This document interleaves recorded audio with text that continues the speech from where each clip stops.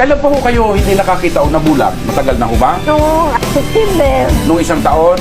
oo po. Nasabi mo ba yan sa mga anak mo na may nararamdaman ka na? Opo, lahat. Pinagamot ka ba nila?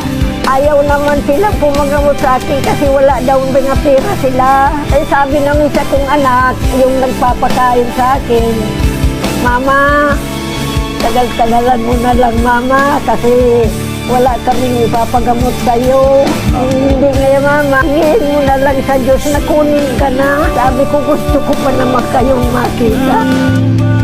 Nung naramdaman mo noon nanay nang sinabihan ka ng ganon, Ang sakit sa bibig. Naku, Diyos ko po. Sabi ko, bakit ganyan ang swerte ko? Sana mahalin man lang ako nila.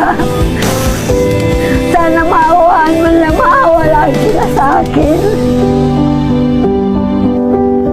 Iyan ang kinananalangin ko sa Diyos.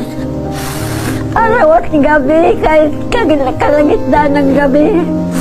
Nakaupo lang ako, humihingi ako ng tulong sa Diyos. Sana bigyan sila ng linaw na isip. Mahalin lang ako nila.